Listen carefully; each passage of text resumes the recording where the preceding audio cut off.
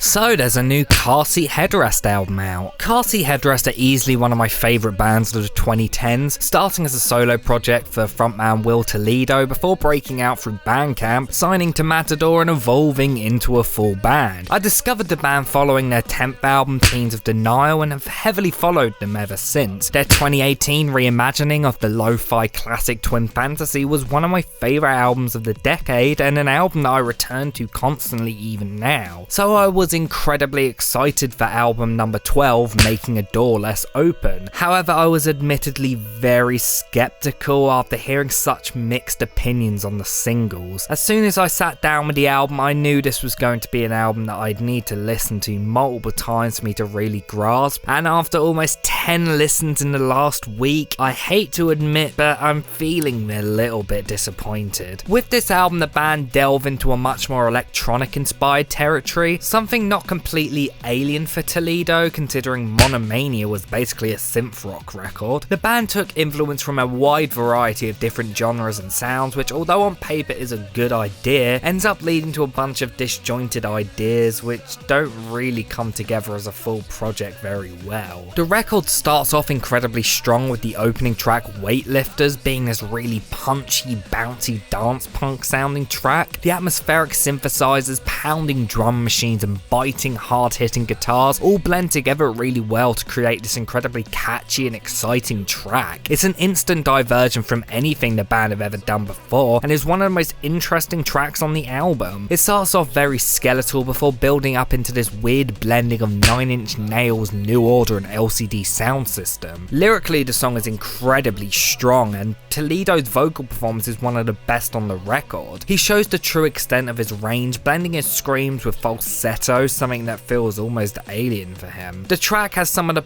best production and instrumentation on the entire album and is easily one of the highlights for me. It's followed up by the first single from the album, Can't Cool Me Down, this almost bare bones indie-tronica song about performance anxiety. There's a very bluesy sort of feel in much of the vocals and the lyrics through Toledo's metaphors about feeling unable to do basic human things like breathe and drink. While I do think the production leaves a little bit to be desired, the hook is incredibly catchy and there's still a lot going on that I really love, especially the very punchy bass lines and the vocal effects all throughout. Him Remix is another track that shows the band really experimenting with electronic sounds with a very pulsating synth line, incredibly weird and abrasive vocal lines, and this very fuzzy guitar which almost sounds like the sound of an electric coil underneath the rest of the track. It's a very drony track, and although it's incredibly short, it's one that I think has a lot of really interesting production sounds going on. Although I do think Toledo's lyrics are very repetitive and the vocal effects are a little bit obnoxious. The vocals effects are even more obnoxious on the track Famous, which starts off in a different key and then randomly changes 10 seconds in. This transition is so jarring and doesn't work in the slightest. The track on the surface is just a very simple and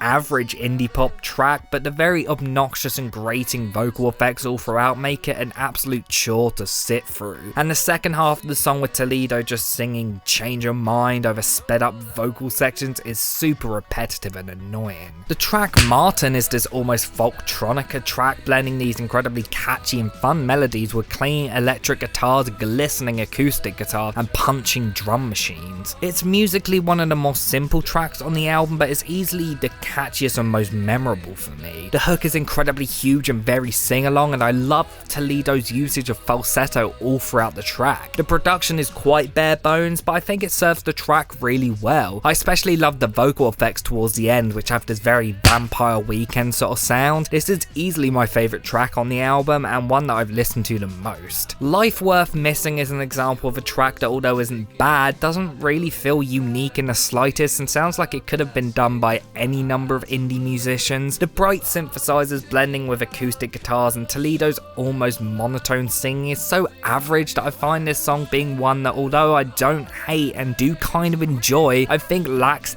any unique identity and could have come from anyone else. Much of the album does struggle from not really having much of an identity and sounding like a collection of unrelated songs by unrelated musicians. However, the song Deadline's Hostile is one of the few moments that it actually sounds like Car Seat Headrest are doing exactly what you'd expect from them. It sounds like more something you'd hear from Monomania or How to Leave Town rather than Teens of Denial. It's a catchy yet morbid track with a great blending of distorted guitars, synthesizers, and anxious lyrics from Toledo. Later on the album you get the follow-up track Deadline's Thoughtful, which is lyrically and melody-wise a very similar song, but musically shares literally nothing in common. The very pounding synthesizers and hard-hitting drum lines give it this almost electro house sound, which I think works surprisingly well. I also love the effect-heavy guitar solo early on in the track. The only thing that really ruins the track for me is the ending with drummer Andrew Katz shouting in the background. I just find his vocals in this track really annoying. Speaking of his vocals being incredibly annoying, we have the third single from the album, Hollywood, a song that sounds like you took People by the 1975, Lose Lose Lose by Swimmers, and Rockstar by Nickelback and turned it into this malformed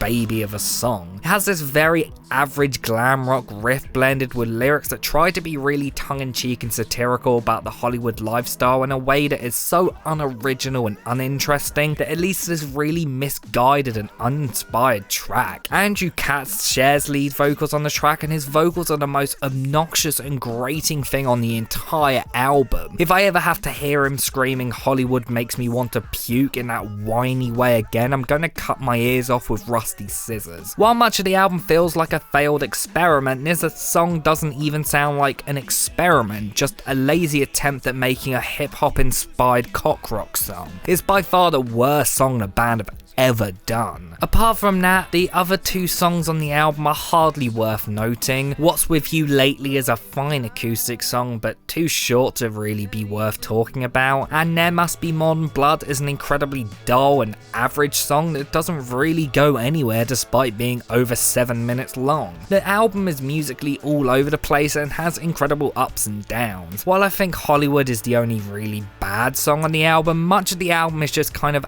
average and nowhere near the usual level of quality we expect from Toledo. It's an incredibly disjointed record that, although has some great moments, just feels very misguided and cobbled together badly. This was sadly one of my most anticipated albums of the year and is the first big disappointment for me as well. Hopefully the next album will be better, but for now I guess I'll just go back and listen to the other 11 albums he's got. I'm going to give this new Car Seat Headrest album, Making a Door Less Open, 3 stars out of 5.